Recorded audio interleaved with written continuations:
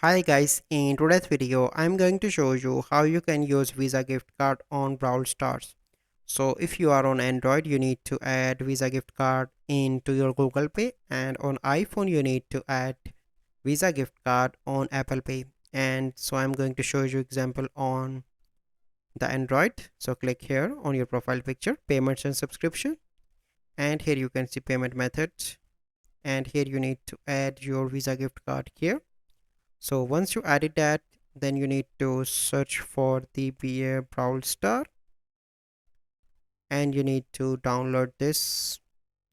Here you can see that, and then you can use Visa gift card in this game, that is Brawl Star.